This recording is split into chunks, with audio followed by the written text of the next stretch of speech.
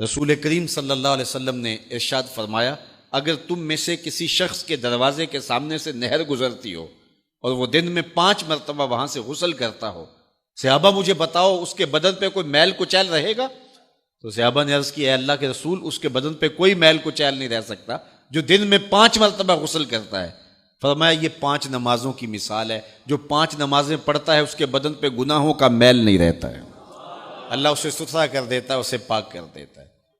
ایک نماز سے لے کر دوسری نماز کا وقت، درمیان میں جتنا وقت ہے اس کے جتنے گناہ ہیں، دوسری نماز ان گناہوں کا کفارہ ہے۔ حضرت سلمان فارسی اور حضرت ابو عثمان سفر پہ جا رہے تھے، پت جھڑ کا موسم تھا، ایک درخت آیا جس کے پتے زرد ہو گئے تھے، تو حضرت سلمان فارسی نے شاخ پکڑی اور جھٹکا دیا، سارے پتے گر گئے۔ تو کہا، ابو عثمان تو نے مجھے پوچھا نہیں کہ یہ میں نے کیوں کیا ہے؟ حضرت ابو عثمان نے کہا، میں نے نہیں پوچھا، آپ بتائیں آپ نے ایسا کیوں کیا ہے؟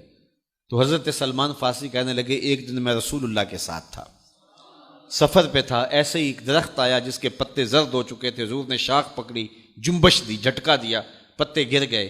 حضور نے مجھے دیکھا اور کہا، اے سلمان تو نے مجھے پوچھا نہیں کہ میں نے ایسا کیوں کیا ہے؟ تو میں نے کہا، بندہ نواز آپ بتا دیں آپ نے ایسا کیوں فرمایا ہے؟ فرمایا، سلمان جس طرح میں نے اس شاخ کو جنبش دی اور اس پر کوئی بھی پتا نہیں رہا، سارے گر گئے، جب بندہ نماز کے لیے کھڑا ہو جاتا ہے بدن کے سارے گناہ جڑ جاتے ہیں۔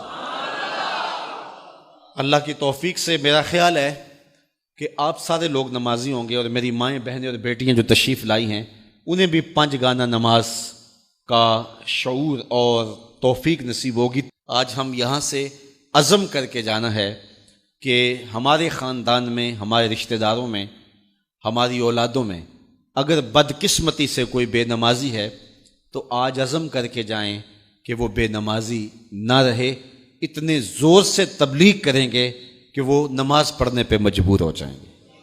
یہ اولاد کے ساتھ ہمدردی نہیں ہے، ساری رات اولاد جاگتی رہے اور جب نماز کا وقت آ جائے تو ماں کہتی ہے، بیٹے سو جا، اب تو اذان کا وقت ہو گیا، حالانکہ چاہیے تھا کہ اب تو اٹھ جا، اب اذان کا وقت ہو گیا ہے، لیکن ماں اس وقت اگر سلا دے تو کیا یہ گوارا کرتی ہے کہ میرا بیٹا جہنم کی آگ میں جلے؟ ماں اپنی اولاد کو جگائے، اس سے ہمدردی یہ نہیں ہے کہ اب اس کو سونے دے، بیچارہ ساری رات جاگتا رہا ہے۔ ساری رات جاگنے کا اسے حکم کس نے دیا تھا؟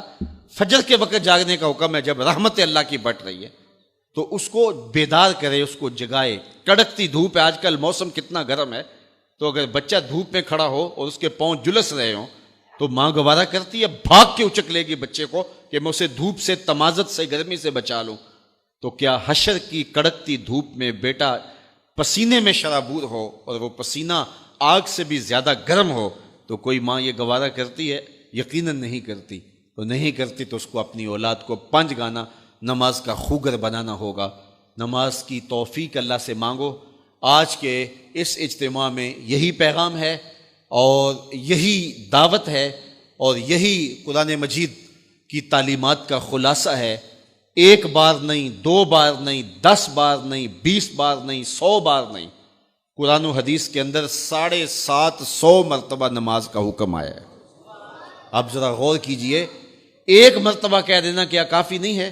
لیکن 750 مرتبہ تمہارے کریم رب نے تمہیں بار بار کہا ہے، تمہارے کریم رسول نے تمہیں بار بار کہا ہے کہ نماز پڑھو۔ تو اگر ہم اتنی بار سننے کے بعد بھی نماز نہیں پڑھیں گے تو پھر ہم کہاں کھڑے ہوں گے؟ اور دوسری بات ہے کہ اتنی تاکید کی گئی ہے، اتنی تاکید کی گئی ہے، تو یہ کتنا بڑا جرم تھا نماز کا ترک کرنا کہ بار بار کہا گیا ہے۔ جب آگے سامنے آگ جل رہی ہو اور کوئی دوڑ کے چھلانگ لگانا چاہ رہا ہو تو پھر ماں کی ممتا اتنی ہوتی ہے کہ اس کو 100 بار بھی روکنا پڑے تو بچے کو روکتی ہے، اس لیے وہ جانتی ہے کہ آگے آگ ہے، اور اگر میں اس کو نہ روک پائی تو سیدھا آگ میں چھلانگ لگائے گا۔ اللہ ماں سے بھی زیادہ پیار کرتا ہے، رسول اللہ ماں سے بھی زیادہ پیار کرتے ہیں، اس لیے 1 بار نہیں، 2 بار نہیں، 10 بار نہیں، 100 بار نہیں، 750 مرتبہ کہا کہ تمہاری نماز نہیں چھوٹنی چاہیے۔ تو سونے سے قبل 5 انگلیاں بھی گن لو اور 5 نمازیں بھی گن لو۔ یہ عنوان تشنا رہ گیا، چونکہ وقت کے دامن میں اتنی گنجائش نہیں ہے، تو میں جو کہا گیا مجھے امید ہے کہ یقیناً یہ آپ کی روحوں تک اترا ہوگا، اور اگر بدقسمتی سے کوئی بے نمازی ہے تو آج کے بعد بے نمازی نہیں رہے گا۔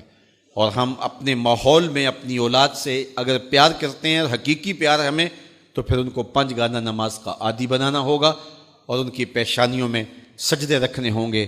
اللہ مجھے آپ کو اپنی رحمتوں کے حصار میں رکھے۔